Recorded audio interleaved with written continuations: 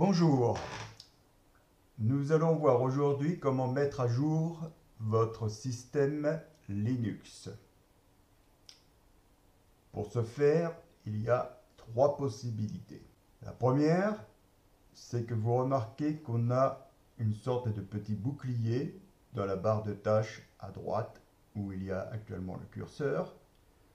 Et vous voyez que ce petit bouclier a un rond bleu. Et si on passe dessus, on nous informe qu'il y a cette mise à jour disponible. Il y a la possibilité aussi de passer par le bouton menu, puis administration et gestion de mise à jour. Donc que vous cliquiez sur le petit bouclier ou que vous fassiez menu, administration, gestion de mise à jour, vous tombez sur cette même fenêtre. Tout à l'heure, on a vu que sur le petit bouclier, on nous informait qu'il y avait 7 mises à jour, et nous avons bien les 7 mises à jour qui apparaissent ici. Alors, pour les installer, c'est facile, vous cliquez sur installer les mises à jour, et vous entrez votre mot de passe. On va le voir tout à l'heure. Mais il est possible, rarement, que le bouclier, ici, nous informe qu'il n'est pas possible d'afficher une liste de mises à jour. C'est-à-dire qu'à la place du rond bleu, nous ayons une croix rouge. Donc cette croix rouge, elle est assez rare. Mais il y a deux cas de figure possibles pour que cette croix rouge apparaisse. Premier cas de figure, c'est que les dépôts officiels que Linux fait appel pour savoir s'il y a des mises à jour, ne répondent pas. C'est-à-dire, imaginons qu'un dépôt officiel est en maintenance. Quand le gestionnaire de mise à jour de Linux va demander s'il y a des mises à jour à réaliser ou disponibles, il va demander au dépôt officiel que vous avez enregistré. Sauf que ce dépôt officiel est en maintenance. Donc, la réponse va être « Je ne peux pas te répondre ». Comme il ne peut pas nous répondre, le gestionnaire de mise à jour vous indique qu'il y a un problème en mettant une croix rouge. Alors, comment faire pour résoudre ce problème? Oui, je disais, il y avait deux cas de figure. Le deuxième cas de figure, c'est que vous prenez votre ordinateur portable et puis vous allez quelque part ailleurs que chez vous, chez vos grands-parents, à la plage, à la montagne, en vacances. Et bien, il se peut que la région où c'est que vous êtes, si vous êtes encore en France ou dans un autre pays, et bien, il se peut que les dépôts officiels ne répondent pas correctement, vu la distance, vu le réseau d'internet du pays ou de la région. Ben, il se peut que le dépôt officiel que vous avez choisi ne réponde pas correctement. Donc là aussi, on va vous informer via une croix rouge. Donc comment remédier à cette croix rouge? C'est tout simple. Dans cette fenêtre du gestionnaire de mise à jour, vous avez le menu édition et vous allez cliquer sur source de logiciel. On vous demande de confirmer par votre mot de passe. Voilà. Et donc, une seconde fenêtre arrive et nous voyons qu'il y a des dépôts officiels ici. On n'utilisera pas les PPA, les dépôts additionnels, les clés d'authentification et la maintenance. Ceci est pour des utilisateurs beaucoup plus confirmés. Ici, nous voyons pour les utilisateurs lambda. Donc, nous voyons ici qu'on a, dans les dépôts officiels, on a ce qu'on appelle des miroirs. Et nous avons deux miroirs, le principal et la base. Le principal, on a entre guillemets Tessa. Tessa, c'est le nom de Linux Mint 19.1. Et ici, dans la base, nous avons Bionic, qui est le nom de Ubuntu 18.04. Je rappelle que Linux Mint est basé sur Ubuntu. Donc la base, c'est bien la base d'Ubuntu. Et on coche aussi ici les dépôts de code source. Alors, comment faire si nous avons une croix rouge? Nous cliquons sur le premier et nous avons une liste qui apparaît. Cette liste, il faut attendre un petit peu. de façon à voir qui répond, non pas le plus rapidement, mais avec le débit le plus élevé. Donc nous attendons un petit peu. Donc, nous voyons que ici nous n'avons que du 4,8 kilo-octets. Ici nous avons du 295 kilo-octets. Et puis plus haut, là-haut, nous avons un REMI.lu. Donc nous allons cliquer dessus et nous allons dire appliquer. D'un seul coup, on vous dit que votre configuration a changé. Sauf que, il ne faut pas oublier que nous avons une base. Donc la base, on refait la même chose. Et nous attendons à nouveau celui qui répond avec un plus fort débit. Nous avons vu que tout à l'heure, c'était Bouygues Télécom. Donc là, nous allons voir qui répond le plus rapidement possible. Donc nous voyons quand même que déjà ici, nous avons des débits beaucoup plus importants que ceux de tout à l'heure. Nous en avons un qui est inaccessible. D'accord ? Donc imaginons que vous aviez celui-là avant. Aujourd'hui, il est inaccessible. Donc vous auriez eu une croix rouge. Donc là maintenant nous avons quand même assez attendu. Et on voit que ici, le 407 kilobits, c'est celui-là. Et on lui dit appliquer. Et ici, on lui dit maintenant OK. Donc là, il fait la mise à jour du cache. C'est-à-dire qu'il prend en compte vos modifications.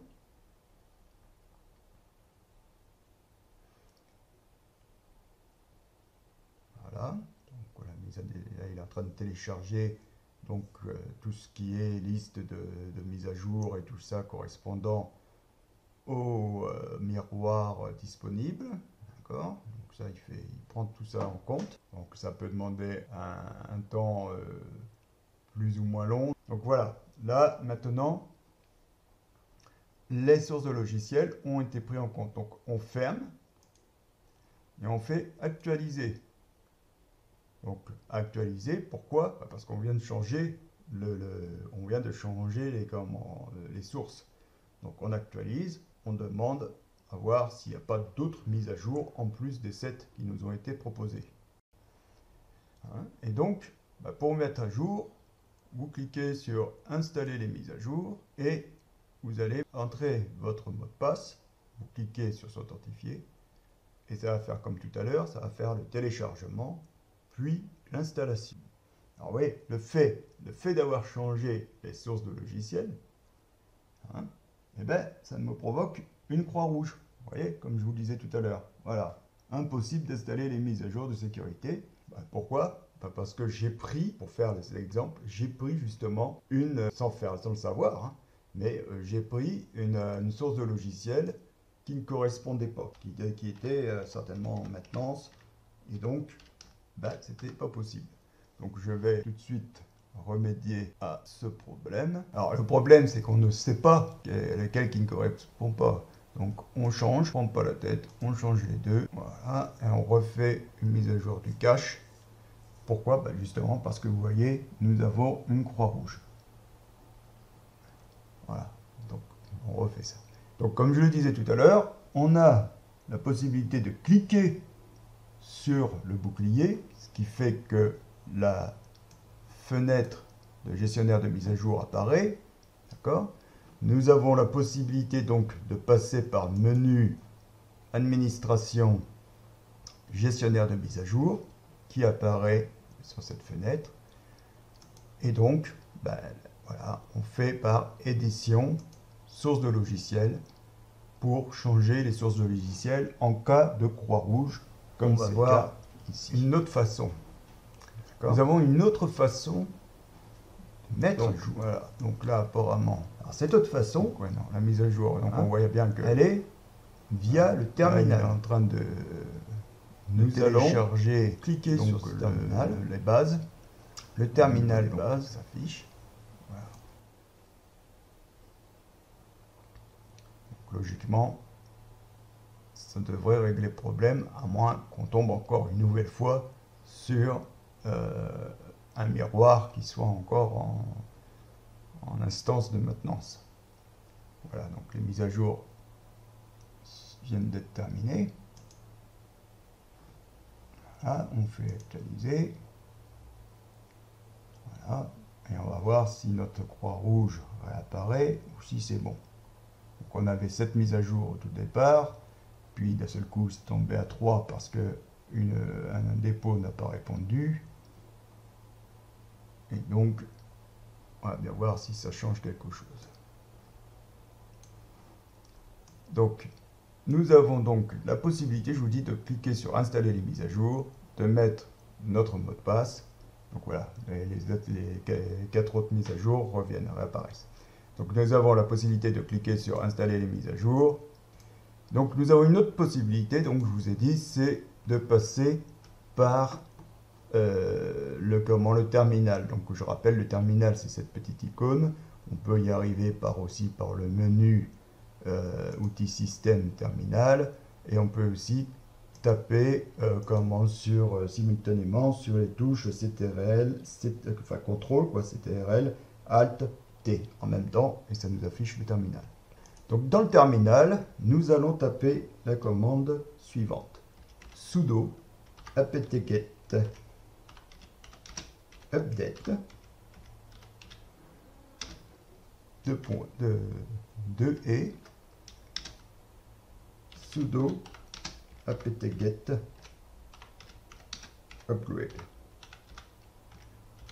Alors, qu'est-ce que ça veut dire ces commandes-là? C'est-à-dire que celle-là, elle va faire le téléchargement, c'est-à-dire qu'elle va interroger les miroirs, et celle-là va faire l'installation des mises à jour. C'est exactement la même chose que si on clique sur installer les mises à jour. Exactement pareil. D'accord? Donc là, on fait entrer. Comme pour installer les mises à jour, on nous demande notre mot de passe. Donc, je rentre le mot de passe.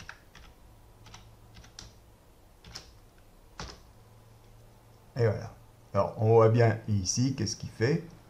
C'est qu'il demande à tous les sites internet qui sont dans les sources de logiciels, il demande qu'est-ce qu'il y a à mettre à jour.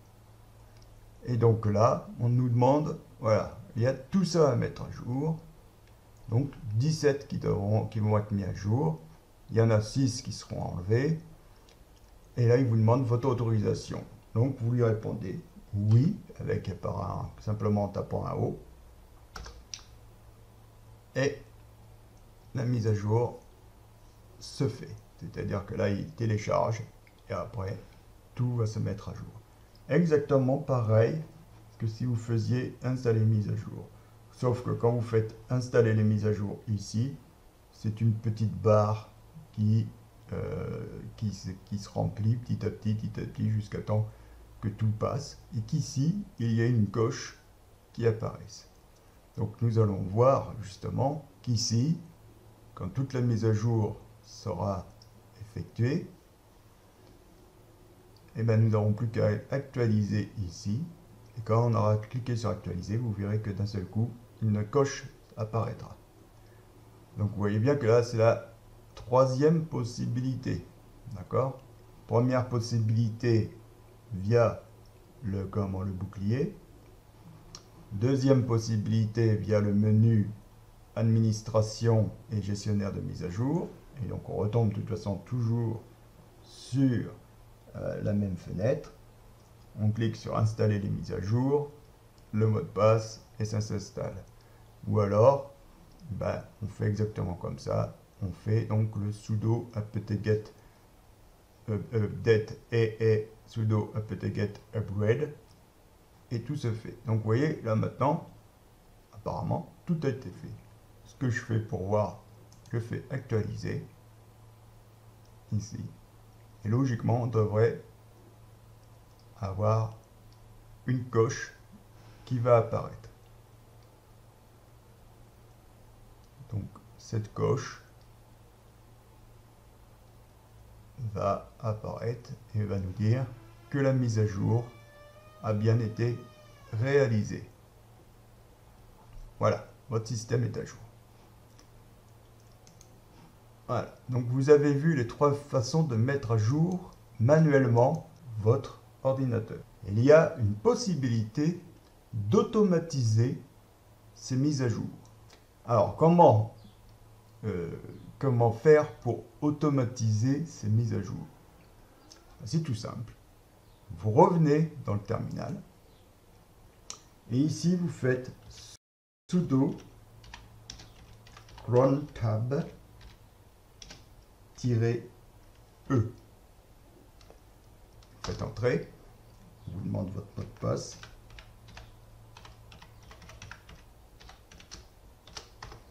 Voilà.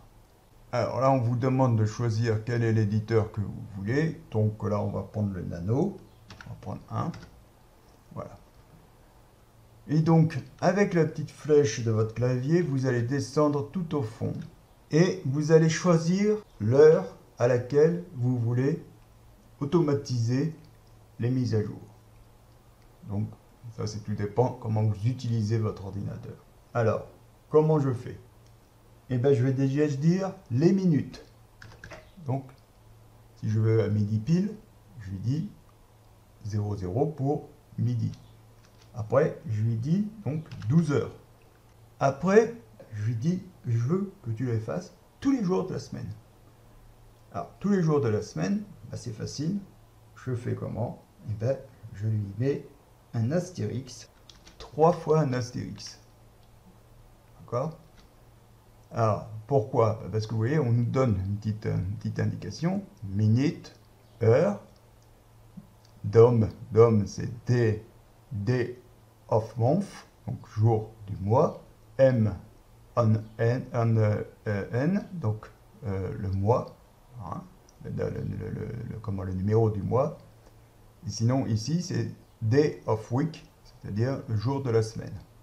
Donc, si, imaginons, vous voulez dire je veux tous les mercredis, je veux que tu me mettes à jour ça tous les mercredis, ben, au lieu de mettre l'étoile, une étoile ici, vous allez mettre le 3.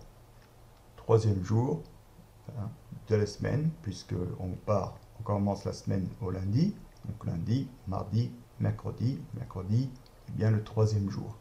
D'accord? Donc la commande, elle est celle que j'ai mis tout à l'heure. Sudo apt-get update et sudo apt-get upgrade. Une autre commande aussi, que je vous donne là tout de suite, pour éteindre votre ordinateur. Imaginons que je veux l'éteindre tous les soirs à 18h30. Et bien je tape 18h30 tous les jours. Donc tous les jours, je retape mes 3 étoiles. Hein. Et là, qu'est-ce que je fais? Je fais sudo shutdown -h now. La première commande fait qu'elle va mettre à jour tous les jours notre ordinateur. La seconde fait que notre ordinateur s'arrêtera automatiquement tous les jours à 18h30. Pour que ça soit pris en compte, je tape CTRL O. On me dit, est-ce que vous voulez l'enregistrer sous ce nom-là? Je dis OK. Donc, c'est-à-dire, je tape sur la touche Entrée et je fais CTRL X. Et donc, maintenant, j'ai programmé mon ordinateur pour qu'il fasse les mises à jour à midi et qu'il s'éteigne, l'ordinateur s'éteigne à 18h30 tous les jours. Merci et à très bientôt.